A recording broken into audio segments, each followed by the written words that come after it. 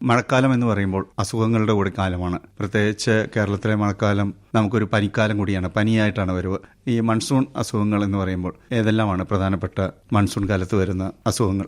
മഴക്കാലത്ത് നമുക്ക് ഒരുപാട് അസുഖങ്ങൾ വരാം. കാരണം ഒന്ന്, ഹ്യൂമിഡിറ്റി വളരെ കൂടുതലാണ്. ഇപ്പൊ ഹ്യൂമിഡിറ്റി കൂടുമ്പോൾ എന്ത് പറ്റും എന്ന് വെച്ച് കഴിഞ്ഞാല് നമ്മൾ സമ്മർ സീസണിൽ നിന്ന് പെട്ടെന്നൊരു റെയിനി സീസൺ സ്റ്റാർട്ട് ചെയ്യുമ്പോൾ ഈ ഡ്രൈ ഹീറ്റ് പെട്ടെന്നൊരു വെറ്റ് ഹീറ്റിലേക്ക് നമ്മൾ മാറുകയാണ്. അത് നമ്മളുടെ ഒരുപാട് ജേംസിന് അല്ലെ പെത്തജൻസിന് ഗ്രോ ചെയ്യാൻ ഫേവറബിൾ ആയിട്ടുള്ള ഒരു കണ്ടീഷനാണ്. അതുകൊണ്ട് നമുക്ക് ഒരുപാട് ബാക്ടീരിയൽ ഇൻഫെക്ഷൻസ്, വൈറൽ ഇൻഫെക്ഷൻസ്, അതുപോലെ തന്നെ ഫംഗൽ ഇൻഫെക്ഷൻസും നമുക്ക് കോമൺ ആയിട്ട് കാണാം. മഴക്കാലം എന്ന് പറയുന്നത് എവിടെയും വെള്ളമാണ്. അപ്പൊ വെള്ളം കെട്ടിക്കിടക്കുമ്പോൾ ആ കെട്ടിക്കിടക്കുന്ന ഇടത്തുനിന്നും നമുക്ക് ഈ പറഞ്ഞ പോലെ ഒരുപാട് അസുഖങ്ങൾ വരാം. മെയിൻ ആയിട്ട് നമ്മൾ നോക്കുകയാണെങ്കിൽ ഈ മഴക്കാല രോഗങ്ങളെ നമുക്ക് മൂന്നായിട്ട് തരംതിരിക്കാം. ഒന്ന്, ഒരു വാട്ടർ ബോൺ, വെള്ളത്തിൽ കൂടെ നമുക്ക് സ്പ്രെഡ് ചെയ്യുന്ന അസുഖങ്ങൾ ലൈക്ക് കോളറ, ടൈഫോയിഡ്, ഗ്യാസ്ട്രോഎൻട്രൈറ്റിസ് അല്ലെങ്കിൽ ഹെപ്പറ്റൈറ്റിസ് എ പോലുള്ള അസുഖങ്ങൾ. പിന്നെ നമ്മൾക്ക് വെക്ടർ ബോൺ എന്ന് പറയാം, അതായത് കൊതുക് അല്ലെങ്കിൽ എന്തെങ്കിലും ഒരു ഇൻസെക്ട് വഴി നമുക്ക് സ്പ്രെഡ് ചെയ്യുന്ന അസുഖങ്ങൾ, ഡെങ്കു, മലേറിയ, ലെപ്റ്റോ, ചിക്കൻ അങ്ങനത്തെ അസുഖങ്ങൾ. മൂന്നാമതായിട്ട് നമ്മളുടെ റെസ്പിറേറ്ററി ഇൻഫെക്ഷൻസ്, അതായത്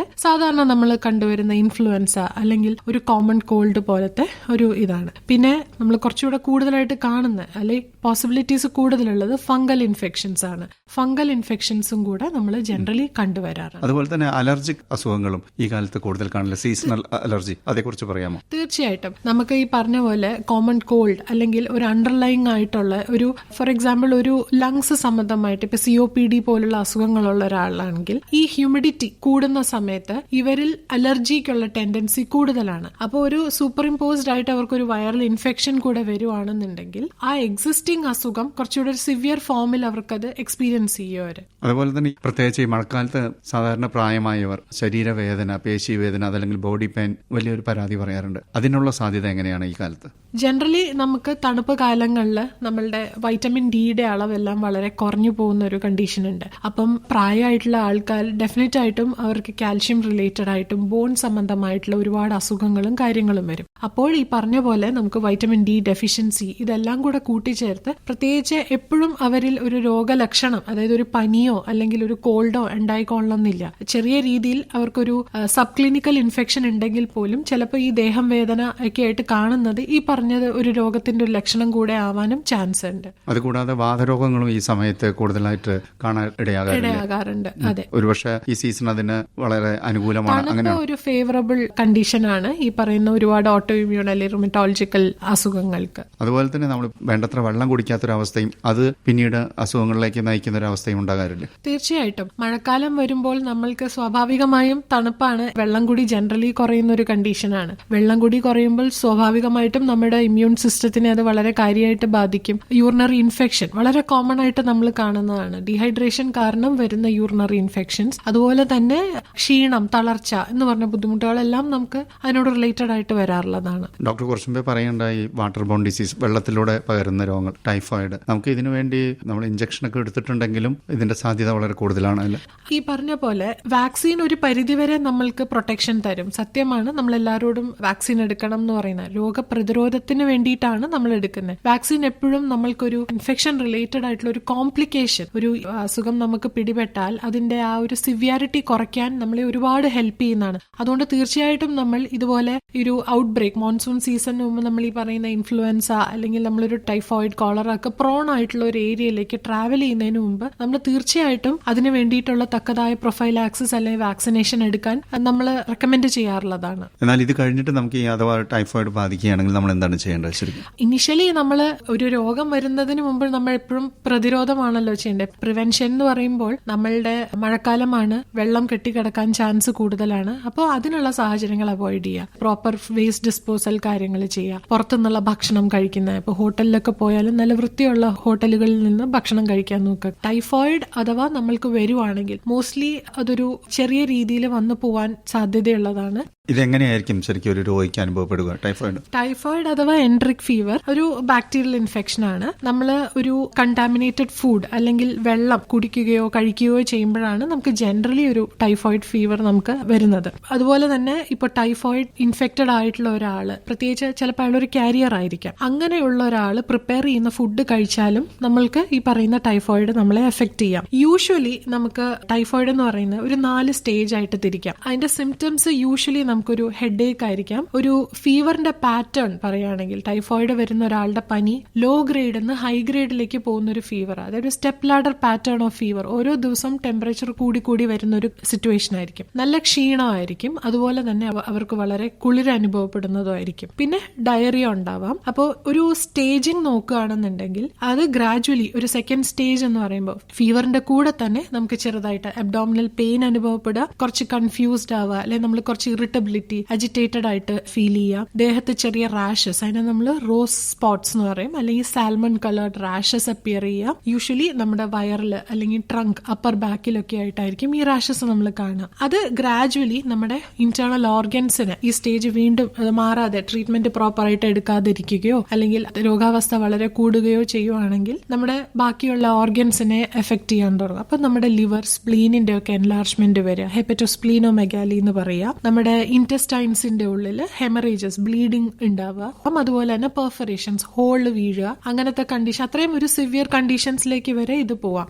പിന്നെ ഇത് നമ്മുടെ ബ്ലഡില് ബാക്ടീരിയയുടെ അളവ് കൂടിയിട്ട് വയറിൽ ഉള്ള ഒരു കവറിംഗ് ആണ് പെരിറ്റോണിയം എന്ന് പറയുന്നത്. അതിന്റെ ഒരു ഇൻഫ്ലമേഷൻ, പെരിറ്റോണൈറ്റിസ്, അത്രയും സിവിയർ ആയിട്ട് വരെ സംഭവിക്കാം. ഒരു ഇൻഫെക്ഷന്റെ ഗ്രേഡ് കൂടി കഴിയുമ്പോഴത്തേക്കും ജനറലി എന്ത് സംഭവിക്കുന്ന വെച്ചാൽ നമ്മുടെ ബോഡിയിലുള്ള ഓർഗൻസ് എല്ലാം എഫക്റ്റഡ് ആകുമ്പോൾ സ്വാഭാവികമായിട്ടും നമ്മുടെ BP കുറഞ്ഞു പോവാം. അതൊരു സെപ്റ്റിക് ഷോക്കിലേക്ക് പോകും. ജനറലി ഇങ്ങനെയായിരിക്കും ഒരു complication, multi organ failure, death, ഇങ്ങനെയായിരിക്കും അവരുടെ ഒരു പ്രോഗ്രഷൻ. എങ്ങനെയാണ് ഇത് നമുക്ക് നേരത്തെ കൂട്ടി തിരിച്ചറിയാൻ കഴിയുക? ഇപ്പം നമുക്കൊരു പനി വന്നു കഴിഞ്ഞാൽ ഇത് ടൈഫോയിഡ് ആണെന്ന് എങ്ങനെ നമുക്ക് മനസ്സിലാക്കാൻ കഴിയും? ബ്ലഡ് ടെസ്റ്റ് തന്നെ വേണം? ബ്ലഡ് ടെസ്റ്റ് ഉണ്ട്, നമുക്ക് സ്റ്റൂൾ ടെസ്റ്റും ചെയ്യാം, ആന്റിബോഡി ടെസ്റ്റുകൾ ചെയ്യാം, കൾച്ചർ ചെയ്യാം. നമുക്ക് ഈ മുഖേന വഴിയാണ് നമ്മൾ ടെസ്റ്റ് ചെയ്ത് ഇത് കണ്ടുപിടിക്കുന്നത്. സാൽമോണല്ല ടൈഫി എന്ന് പറഞ്ഞിട്ടൊരു ഓർഗാനിസം ആയിരിക്കും നമ്മൾ കണ്ടുപിടിക്കുന്നത്. അതായിരിക്കും നമുക്ക് ടൈഫോയിഡ് കോസ് ചെയ്യുന്നത്.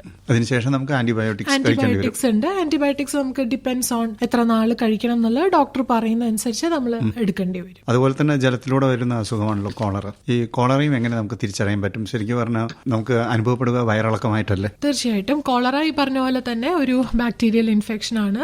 വിബ്രിയോ കോളറ എന്ന് പറയും. ഒരു അക്യൂട്ട് ഡയറിയൽ ഇൻഫെക്ഷൻ എന്ന് പറയും നമ്മൾ. അതായത് ഒരു ക്യാരക്ടറിസ്റ്റിക് ഓഫ് കോളറ എന്ന് പറയുന്നത് വാട്ടറി സ്റ്റൂൾസ് ആയിരിക്കും. റൈസ് വാട്ടർ സ്റ്റൂൾസ് എന്ന് നമ്മൾ പറയും. കഞ്ഞിവെള്ളം എടുത്തു വെച്ചാൽ നമ്മൾ എങ്ങനെ ഇരിക്കും അതുപോലെ ഇരിക്കും കോളറയുടെ. എക്സസീവ് ഡീഹൈഡ്രേഷൻ ആയിരിക്കും. നമ്മൾ വോമിറ്റിങ്ങും ഫീവറും ലൂസ് മോഷൻ, അബ്ഡോമിനൽ ക്രാംസ്, ഇതെല്ലാം ആയിരിക്കും അതിന്റെ ലക്ഷണങ്ങൾ. കണ്ടിന്യൂസ് ആയിരിക്കും, നല്ല ഡീഹൈഡ്രേറ്റഡ് ആയിരിക്കും ആൾക്കാർ. അപ്പോൾ കോളറയില് മെയിൻ ആയിട്ട് നമ്മൾ ശ്രദ്ധിക്കേണ്ടത് ഡീഹൈഡ്രേറ്റഡ് ആവാതെ നോക്കുക. ഡീഹൈഡ്രേഷൻ പ്രോപ്പർ ആയിട്ട് നമ്മൾ കറക്റ്റ് ചെയ്തില്ല, റീഹൈഡ്രേറ്റ് ചെയ്തില്ല എന്നുണ്ടെങ്കിൽ ഡെഫിനറ്റ് ആയിട്ടും കോംപ്ലിക്കേഷൻസിലേക്ക് പോവാം.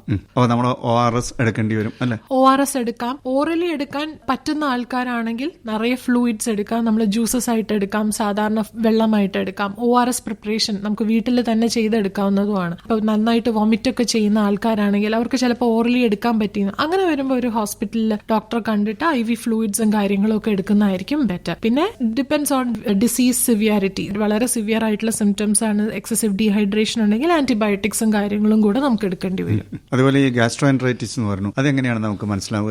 ജനറലി ഒരു വൈറൽ ഗ്യാസ്ട്രോഎൻട്രൈറ്റിസ് ആണെന്നുണ്ടെങ്കിൽ നമുക്ക് ഈ പറഞ്ഞ ഒരു ടൈഫോയിഡ് അല്ലെങ്കിൽ ഒരു കോളറയുടെ അത്രയും ഒരു സിവിയർ ആയിരിക്കില്ല. അത് സാധാ ഒരു ഫുഡ് പോയ്സണിംഗ് പോലെ വന്നിട്ട് ഒരു സെൽഫ് ലിമിറ്റിംഗ് ആയിരിക്കും. 2-3 ഡേയ്സിൽ അത് മാറുന്നതുമായിരിക്കും. പ്രൊലോങ്ഡ് ആയിട്ട് നിൽക്കുമ്പോഴായിരിക്കും നമ്മൾ ജനറലി ഒരു ടൈഫോയിഡ് ഓർ ഒരു കോളറ എന്നുള്ള ലൈനിലേക്ക് നമ്മൾ ചിന്തിച്ച് ടെസ്റ്റുകൾ നോക്കി ഐഡന്റിഫൈ ചെയ്ത് ട്രീറ്റ് ചെയ്യേണ്ടി വരുന്നത്. എപ്പോഴും ഏറ്റവും കൂടുതൽ ടെമ്പറേച്ചർ അല്ലെങ്കിൽ വെരി ഹൈ ഫീവർ വരുന്ന പനി ഈ കാലത്ത് ഡെങ്കു ഫീവർ തന്നെയല്ലേ? എല്ലാ ഹൈ ഗ്രേഡ് ഫീവറും നമ്മൾക്ക് ഡെങ്കു എന്ന് പറയാൻ പറ്റില്ല. പക്ഷേ തീർച്ചയായിട്ടും താങ്കൾ പറഞ്ഞ പോലെ കണ്ടിന്യൂസ് ഹൈ ഗ്രേഡ് ഫീവർ ഡെങ്കുവിന്റെ ഒരു ക്യാരക്ടറിസ്റ്റിക് ഫീച്ചർ തന്നെയാണ്. ഡെങ്കുവിനെ നമ്മൾ ബ്രേക്ക് ബോൺ ഡിസീസ് എന്ന് കൂടെ പറയും. കാരണം പനി മാത്രമല്ല, എല്ലുകൾ വളച്ചൊടിക്കുന്ന പോലെ ഒരു പെയിൻ ഉള്ള ഒരു കണ്ടീഷൻ ആയിരിക്കും. Severe body pain, severe arthralgia, myalgia, headache, പ്രത്യേകിച്ച് കണ്ണിന് ചുറ്റും പുറകിൽ നിന്ന് കണ്ണിന്റെ പുറകു ഭാഗത്ത് നല്ല വേദന ഫീൽ ചെയ്യുന്ന ഒരു അവസ്ഥയായിരിക്കും ഡെങ്കു ഫീവർ എന്ന് പറയുന്നത്. ഡെങ്കു ഒരു വൈറൽ ഇൻഫെക്ഷൻ കൂടിയാണ്. ഒരു മോസ്കിറ്റോ ബൈറ്റിൽ കൂടെ സ്പ്രെഡ് ചെയ്യുന്ന ഒരു അസുഖമാണ്.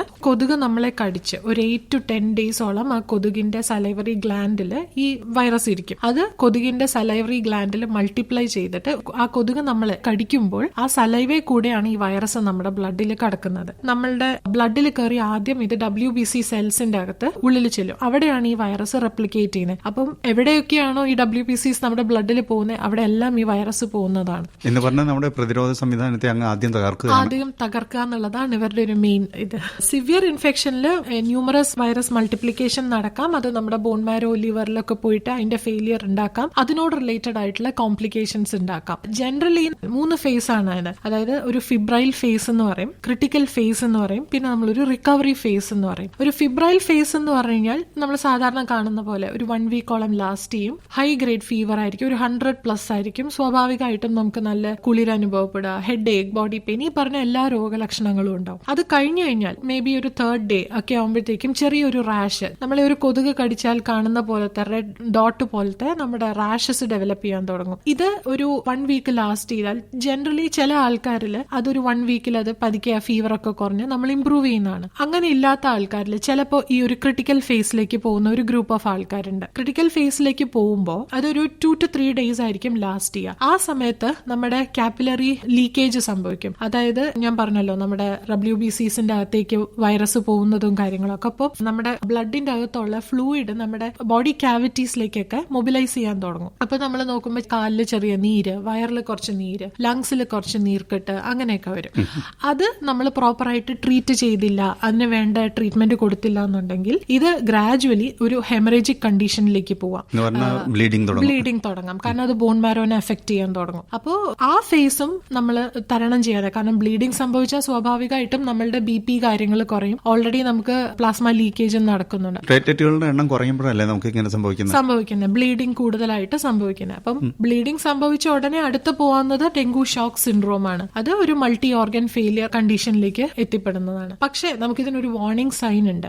എന്തൊക്കെയാണ് ആ വാർണിംഗ് സൈൻസ് എന്ന് വെച്ച് കഴിഞ്ഞാൽ, അതായത് ആ ഒരു ക്രിട്ടിക്കൽ ഫേസ് തുടങ്ങുന്നതിന് മുമ്പ് നമ്മൾ ഈ പറഞ്ഞ കാര്യങ്ങൾ നമ്മളൊന്ന് ശ്രദ്ധിക്കുകയാണെങ്കിൽ നമുക്ക് ഈ ഡെങ്കുവിന്റെ ഒരു കോംപ്ലിക്കേഷനെ നമുക്ക് പ്രിവെന്റ് ചെയ്യാൻ പറ്റും. അതായത് അബ്ഡോമിനൽ പെയിൻ, അല്ലെങ്കിൽ കണ്ടിന്യൂസ് ആയിട്ട് വോമിറ്റ് ചെയ്തുകൊണ്ടിരിക്കുക, ഹെപ്പറ്റോമെഗാലി, ലിവർ സ്കാൻ ചെയ്യുമ്പോൾ ലിവറിന് കുറച്ച് വീക്കം തോന്നിക്കുക, മ്യൂക്കോസൽ ബ്ലീഡ്സ് ഉണ്ടാവുക, അതുപോലെ തന്നെ നമ്മൾ ബ്ലഡ് ടെസ്റ്റ് ചെയ്യുന്ന സമയത്ത് പ്ലേറ്റ്ലെറ്റ്സിന്റെ അളവ് കുറയുക, അല്ലെങ്കിൽ ഹെമറ്റോക്രിറ്റ് കൂടുക, അങ്ങനെ ചെയ്യുന്ന കണ്ടീഷൻസ്, ഈ പറയുന്ന ഇതാണ് വാർണിംഗ് സൈൻസ്. ഈ വാർണിംഗ് സൈൻസ് നമ്മൾ നേരത്തെ ഐഡന്റിഫൈ ചെയ്യുവാണെങ്കിൽ ഡെങ്കു കോംപ്ലിക്കേഷനെയും ഡെങ്കു ഷോക്ക് സിൻഡ്രോമിനെയൊക്കെ നമുക്ക് അവോയ്ഡ് ചെയ്യാൻ പറ്റും. ഒരിക്കൽ ഡെങ്കു വന്നു കഴിഞ്ഞാൽ ഇതൊരു വൈറൽ അറ്റാക്ക് ആണെങ്കിലും ആന്റിബോഡി നമ്മുടെ ശരീരത്തിൽ നേരത്തെ തന്നെ ഉണ്ടായി കാണില്ല, വീണ്ടും ഒരു ഡെങ്കു ഫീവറിനുള്ള സാധ്യത എങ്ങനെയാണ്? തീർച്ചയായിട്ടും നമുക്ക് ഒരു പ്രാവശ്യം വന്നാൽ തീർച്ചയായിട്ടും വീണ്ടും ഡെങ്കു നമുക്ക് എഫക്ട് ചെയ്യാം.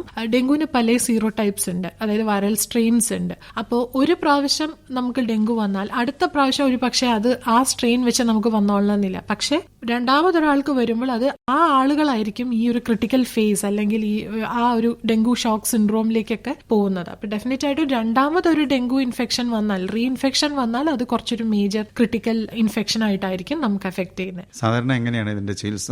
ജനറലി വൈറൽ ഇൻഫെക്ഷൻ ആണ്, യൂഷ്വലി സെൽഫ് ലിമിറ്റിംഗ് ആണ്. എല്ലാ വൈറൽ ഇൻഫെക്ഷന്റെയും അടിസ്ഥാനപരമായ ട്രീറ്റ്മെന്റ് എന്ന് പറയുന്നത് വെള്ളം കുടിക്കുക, റെസ്റ്റ് എടുക്കുക, നല്ല ബാലൻസ് ഡയറ്റ് കഴിക്കുക, എന്ന് വെച്ചാൽ നന്നായി ഫ്രൂട്ട്സ് കഴിക്കുക, ഭക്ഷണം ചോറ് കഴിക്കുക, ചോറ് കഴിക്കാൻ പറ്റാത്തവർ കഞ്ഞി കഴിക്കുക, കേർഡ് നന്നായിട്ട് കഴിക്കുക. അപ്പൊ നമ്മുടെ വയർ അപ്സെറ്റ് ആവാതെയും ബോഡിക്ക് സ്ട്രെയിൻ കൊടുക്കാതെ ഇരുന്ന് നന്നായി ഉറങ്ങുകയും വിശ്രമം എടുക്കുകയും ചെയ്താൽ പല രോഗങ്ങളും നമുക്ക് തടയാവുന്നതാണ്, പ്രത്യേകിച്ച് വൈറൽ ഇൻഫെക്ഷൻസ്. ഡീഹൈഡ്രേഷൻ വരാതെ നോക്കുക എന്നുള്ളതാണ് പ്രധാനമായിട്ട് നോക്കേണ്ടത്. കാരണം ബോഡി ഇമ്മ്യൂൺ സിസ്റ്റം ഭയങ്കരമായിട്ട് ആക്ട് ചെയ്യുന്ന സമയത്ത് നമ്മൾ അതിനെ ബൂസ്റ്റ് ചെയ്യാൻ, അല്ലെ അതിന്റെ റോ മെറ്റീരിയൽസ് എന്ന് പറയുന്നത് ഈ ഫുഡും റെസ്റ്റും വാട്ടറും ആണ്. അപ്പൊ അത് നമ്മൾ ചെയ്യുന്നുണ്ടെങ്കിൽ വേറെ പ്രത്യേകിച്ച് ട്രീറ്റ്മെന്റിന്റെ ആവശ്യമില്ല. പിന്നെ ഡെങ്കുവിന് ഒരു കോംപ്ലിക്കേഷൻ വരുമെങ്കിൽ മാത്രമാണ് നമ്മൾ സപ്പോർട്ടീവ് ബാക്കി മെഡിസിൻസ് കൊടുക്കുക. പിന്നെ ഓഫ് കോഴ്സ് നമുക്ക് പ്ലേറ്റ്ലെറ്റ്സ് കുറഞ്ഞു പോകുമ്പോൾ ബ്ലീഡിംഗ് ഉണ്ടെങ്കിൽ അതിൻ്റെതായിട്ടുള്ള ട്രീറ്റ്മെന്റും മാനേജ്മെന്റും ഒക്കെ ചെയ്യാവുന്നതാണ്. മറ്റൊരു അസുഖം ഡോക്ടർ പറഞ്ഞത് ലെപ്റ്റോസ്പൈറോസിസ്, എലിപ്പനിയാണ്. ഒരുപക്ഷെ നമ്മുടെ കാലുകളിൽ മുറിവുണ്ടാവുകയും നമ്മൾ ഈ കെട്ടിക്കിടക്കുന്ന വെള്ളത്തിൽ ഇറങ്ങുകയും ചെയ്താൽ ഇതുണ്ടാകാനുള്ള സാധ്യത വളരെ കൂടുതലാണ്. അതെ, ലെപ്റ്റോസ്പൈറോസിസ് അഗൈൻ ഒരു ബാക്ടീരിയൽ ഇൻഫെക്ഷൻ ആണ്. പ്രത്യേകിച്ച് നമ്മൾ ഈ പാടത്തൊക്കെ വർക്ക് ചെയ്യുന്ന ആൾക്കാർ അല്ലെങ്കിൽ കമ്മ്യൂണിറ്റി വർക്കേഴ്സിന്റെ ഒക്കെ ഇടയിലായിരിക്കും വളരെ കോമൺ ആയിട്ട് ചെയ്യുക. അല്ലെങ്കിൽ നമ്മൾ തന്നെ വീട്ടുപറമ്പിൽ വെള്ളം കെട്ടിക്കിടക്കോ പറമ്പിലൊന്നും ഇറങ്ങി ചെരുപ്പൊന്നും ഇല്ലാണ്ട് പുറത്തു പോകുമ്പോൾ മുറിവുകളിലൂടെയാണ് ഈ ബാക്ടീരിയ നമ്മുടെ ദേഹത്ത് കയറുന്നത്. ബാക്കി ലക്ഷണങ്ങൾ പോലെ തന്നെ പനി ഉണ്ടായിരിക്കും, മസിൽ ക്രാംസ് ഉണ്ടായിരിക്കും, കണ്ണുകൾ നല്ല ചുമന്നിട്ടിരിക്കും. പക്ഷെ കണ്ണിൽ നിന്ന് നമുക്ക് അങ്ങനെ ഒരു ഡിസ്ചാർജ്, ഒരു വൈറൽ കൺജങ്ക്റ്റിവൈറ്റിസ് പോലെ ഒന്നും ഉണ്ടാവില്ല. ഹെഡ് ഏക്ക് ഉണ്ടായിരിക്കാം, മഞ്ഞപ്പിത്തം ഉണ്ടാവാം. മെയിൻ ആയിട്ടും നമ്മുടെ ലങ്സിനെ, കിഡ്നി ആയിരിക്കും ലെപ്റ്റോസ്പൈറോസിസ് എഫക്ട് ചെയ്യുന്നത്. ലങ്സിനെ ബാധിക്കുകയാണെങ്കിൽ അവർക്ക് ശ്വാസ തടസ്സങ്ങൾ ഉണ്ടാവാം. പിന്നെ ഓക്സിജൻ ലെവൽസിലൊക്കെ വേരിയേഷൻസ് വരുത്തിയിട്ട് ശ്വാസം മുട്ടൽ അങ്ങനത്തെ ARDS എന്ന് പറഞ്ഞൊരു കോംപ്ലിക്കേഷനിൽ പോവാം. നമ്മൾ ഒരു കോംപ്ലിക്കേഷനിലേക്ക് പോകുമ്പോൾ യൂറിന്റെ അളവ് കുറയാം, അങ്ങനെ അത് കിഡ്നി ഫെയിലിയറിലേക്ക് പോവാം. ഈ പറഞ്ഞ പോലെ ഒരു ബാക്ടീരിയൽ ടോക്സിൻസ് റിലീസ് ചെയ്യുക, സെപ്സിസ്, സെപ്റ്റിസീമിയ പോകുമ്പോൾ hypotension, kidney failure, multi organ failure, അങ്ങനെയായിരിക്കും ലെപ്റ്റോ ഇത് ചെയ്യുന്നത്. ഒരുപക്ഷെ നേരത്തെ കുട്ടി അറിയുകയാണെങ്കിൽ നല്ല ചികിത്സ കൊടുക്കാൻ ചികിത്സ ചെയ്യാം. റോഡൻസ് ആണ് ഇതിന്റെ മെയിൻ സ്പ്രെഡേഴ്സ്. അപ്പോൾ കഴിയുന്നതും നമ്മൾ അവരുടെ യൂറിൻ ആയിട്ട് നമ്മുടെ ഫുഡും കാര്യങ്ങളും വെള്ളവും കണ്ടാമിനേറ്റഡ് ആവാതെ ശ്രദ്ധിക്കുക. ഒരുപക്ഷെ നമ്മുടെ ഒരു പേഴ്സണൽ ഹൈജീനും അതുപോലെ നമ്മുടെ ശുദ്ധജലം, വാട്ടർ സേഫ്റ്റി ഒക്കെ നോക്കുകയാണെങ്കിൽ ഒരുവിധ മഴക്കാല രോഗങ്ങളൊക്കെ നമുക്ക് അകറ്റി നിർത്താൻ കഴിയും. ഡെഫിനറ്റ് ആയിട്ടും. അതോടൊപ്പം തന്നെ നമ്മൾ ഈ കാലത്ത് അനുവർത്തിക്കേണ്ട ഹെൽത്തി ഡയറ്റ്, അതേക്കുറിച്ച് പറയാൻ കഴിയുമോ? ഇത്തരം ഇൻഫെക്ഷൻസ് ഒന്നും വരാതിരിക്കാൻ നമുക്ക്, ഞാൻ പറഞ്ഞല്ലോ, ഒരു ബാലൻസ് ഡയറ്റ് ആണ് നമ്മൾക്ക് ഏറ്റവും നല്ലത്. ഒരു 3 ലിറ്റേഴ്സ് നല്ല തിളപ്പിച്ചാറ്റിയ വെള്ളം കുടിക്കുകയാണെന്നുണ്ടെങ്കിൽ ഹൈഡ്രേറ്റഡ് ആയിട്ടിരിക്കാം. എപ്പോഴും നിറയെ ഫ്രൂട്ട്സ് കഴിക്കുക, പ്രത്യേകിച്ച് വൈറ്റമിൻ സി കൂടുതലുള്ള ഫ്രൂട്ട്സ് കഴിക്കുകയാണെങ്കിൽ നമുക്ക് രോഗപ്രതിരോധത്തിന് അത് ഒരുപാട് ഹെൽപ്പ് ചെയ്യും. ബിക്കോസ് അത് ഇമ്മ്യൂണിറ്റിയെ ബൂസ്റ്റ് ചെയ്യും. പലപ്പോഴും അസുഖങ്ങൾ വരുന്നത് മഴക്കാലം എന്നല്ല, എന്ത് അസുഖം വന്നാലും നമ്മളുടെ അപ്പറ്റൈറ്റ് ആണ് ആദ്യം എഫക്റ്റഡ് ആവുന്നത്. മിക്കവാറും എല്ലാവരും OP-യിൽ വന്ന് പറയുന്നതാണ്, വിശപ്പില്ല ഡോക്ടറെ, ടേസ്റ്റ് ഇല്ല, ഇറക്കാൻ പറ്റുന്നില്ല, ഭക്ഷണം കണ്ടാലേ ഛർദ്ദിക്കാൻ വരുന്നു. നമ്മുടെ കുറെയൊക്കെ ഒരു സൈക്കോളജിക്കൽ തോട്ട്സ് ആണ്. അതെല്ലാം മാറ്റി വെക്കുക. നമ്മളൊരു ഡോക്ടറെ കണ്ട് ഒരു അസുഖത്തിന് മരുന്ന് പറഞ്ഞാൽ നമ്മളത് 3 നേരവും ഡോക്ടർ പറയുന്ന അനുസരിച്ച് ചിട്ടയായിട്ട് കഴിക്കും. എന്തുകൊണ്ട് നമുക്ക് വെള്ളം കുടിച്ചുകൂടാ? എന്തുകൊണ്ട് നമുക്ക് ഭക്ഷണം കഴിച്ചുകൂടാ? സോ തീർച്ചയായിട്ടും പ്രോപ്പർ ആയിട്ട് ഒരു balance diet which contains all proteins, vitamins, minerals, ഇതെല്ലാം കഴിക്കുവാണ്. അതിന്റെ കൂടെ വെള്ളവും കഴിച്ച് ബോഡിക്ക് റെസ്റ്റും കൊടുത്താൽ അത് മഴക്കാലം എന്നല്ല, എപ്പോഴാണെങ്കിലും നമുക്ക് രോഗത്തെ പ്രതിരോധിക്കാൻ പറ്റുന്നതാണ്. മറ്റൊരു കാര്യം, ഈ കാലത്തെ ലാക്ക് ഓഫ് ഫിസിക്കൽ ആക്ടിവിറ്റി. സാധാരണ മഴയൊക്കെ ആകുമ്പോൾ നമുക്ക് പുറത്തു പോകാൻ പറ്റില്ല, അപ്പോൾ വ്യായാമമൊക്കെ വളരെ കുറവായിരിക്കും. അപ്പോൾ ഈ കാലത്തിന് എന്താണ് അഡ്വൈസ് ചെയ്യാൻ പറ്റുന്നത് ഡോക്ടർക്ക്? എക്സസൈസിന് നമുക്കങ്ങനെ മഴ, സമ്മർ, റെയിൻ അങ്ങനെയൊന്നുമില്ല. എക്സസൈസ് നമ്മളുടെ ഒരു റുട്ടീൻ ആക്കുക. അത് നോട്ട് ജസ്റ്റ് ഫോർ യുവർ എന്താ പറയാ ഇമ്മ്യൂണിറ്റി ടു ബൂസ്റ്റ് ഓർ അസുഖം പ്രിവെന്റ് ചെയ്യാൻ വേണ്ടി മാത്രമല്ല, നമ്മൾ മാനസികമായിട്ടും ശാരീരികമായിട്ടും ഫിറ്റ് ആയിട്ടിരിക്കാൻ എക്സസൈസിന് അതിനൊരു സമയമോ സന്ദർഭമോ ഒന്നുമില്ല. എപ്പോഴാണെന്ന് വെച്ചാൽ സ്ഥിരമായിട്ട് ഒരാഴ്ചയിൽ ഒരു 5 ദിവസം ഒരു അരമണിക്കൂറെങ്കിലും വെറുതെ ഒന്ന് നടന്നാൽ മതി. നമ്മള് വേറൊന്നും വേണ്ട, വെറുതെ ഒരു അരമണിക്കൂർ ഒന്ന് നടക്കോ ചെയ്താൽ അത് മതി. അത് തന്നെ ഒരു എക്സസൈസ് അല്ലേ. പ്രത്യേകിച്ച് ഈ ലൈഫ് സ്റ്റൈൽ ഡിസീസ് ഉള്ളവർക്ക്, പ്രമേഹം അതല്ലെങ്കിൽ ഹൈപ്പർ ടെൻഷൻ, ബ്ലഡ് പ്രഷർ ഒക്കെ ഉള്ളവർക്ക് ഈ കാലത്തും എന്തെങ്കിലും ചെയ്തുകൊണ്ടിരിക്കുന്നതാണ് എപ്പോഴും നല്ലതല്ലേ? തീർച്ചയായിട്ടും. മഴ ഒരിക്കലും നമ്മളെ ഒന്നിൽ നിന്നും മാറ്റി നിർത്തുന്നില്ല. നമ്മൾ ചെയ്യാനുള്ള റുട്ടീൻ നമ്മൾ അതുപോലെ തന്നെ മുമ്പിലേക്ക് കൊണ്ടുപോവുക. മരുന്ന് കഴിക്കുന്നു, കുളിക്കുന്നു, ഭക്ഷണം കഴിക്കുന്നു, ഉറങ്ങുന്നു. എക്സസൈസ് എന്തിനു മാറ്റി വെക്കുന്നു നമ്മൾ? അതുപോലെ ഈ കാലത്ത് ഫംഗൽ ഇൻഫെക്ഷൻസിന് ധാരാളം സാധ്യതകളുണ്ട് എന്ന് ഡോക്ടർ പറയുകയുണ്ടായി. ഏതെല്ലാം തരം ഇൻഫെക്ഷൻസ് ആണ് സാധാരണ നമ്മൾ ഫംഗൽ ഇൻഫെക്ഷൻസ് ഇവിടെ കാണുന്നത്? എങ്ങനെ നമുക്കത് ഒഴിവാക്കാം? സ്കിൻ ഇൻഫെക്ഷൻസ് ആണ് കൂടുതൽ കാണുന്നത്, പ്രത്യേകിച്ച് നമ്മുടെ ഫോൾസിലുള്ള ആംപിറ്റ്സ് അല്ലെങ്കിൽ ഗ്രോയിൻ, ലോയിൻ ഏരിയാസിലുള്ള. കാരണം സ്കിൻ ഫോൾഡ് ആയിട്ടിരിക്കുകയാണ്. പിന്നെ ഈ പറഞ്ഞ പോലെ ഇമ്മ്യൂണോ കോംപ്രമൈസ്ഡ് ആയിട്ടുള്ള ആൾക്കാർ അല്ലെ എൽഡർലി ആൾക്കാരിലായിരിക്കും കൂടുതൽ നമുക്ക് ഇത് കാണുന്നത്. ഒരു വൈറൽ ഇൻഫെക്ഷൻ വരുമ്പോൾ ഇമ്മ്യൂണിറ്റി ഭയങ്കര കുറവാണ്. അപ്പോഴും ഈ പറഞ്ഞ ഫംഗൽ ഇൻഫെക്ഷൻസിന്റെ ഒരു ഫ്ലെയർ അപ്പ് ഉണ്ടാവും. അതിന് പ്രോപ്പർ ആന്റി ഫംഗൽസ് എടുക്കാം ഡിപ്പെൻഡിങ് ഓൺ ദ സിവിയാരിറ്റി. ഈ പറഞ്ഞ പോലെ നമ്മൾ നല്ല രീതിയിൽ എല്ലാ ദിവസവും കുളിക്കുകയും വൃത്തിയായി നമ്മുടെ ദേഹത്തെ സൂക്ഷിക്കുകയാണെങ്കിൽ ഫംഗൽ ഇൻഫെക്ഷൻസും പ്രിവെന്റ് ചെയ്യാവുന്നതാണ്. പിന്നെ ഓഫ്കോഴ്സ് എന്തെങ്കിലും സിവിയർ ആയിട്ട് വരുവാണെങ്കിൽ നമ്മൾ അതിന് മെഡിക്കൽ ട്രീറ്റ്മെന്റ് കണ്ടെത്തണം. എന്തായാലും മഴക്കാല രോഗങ്ങളെക്കുറിച്ച് ഇത്രയും വിശദമായി സംസാരിച്ചതിന് ഡോക്ടറോട് പ്രത്യേകം നന്ദി പറയുന്നു. Thank you.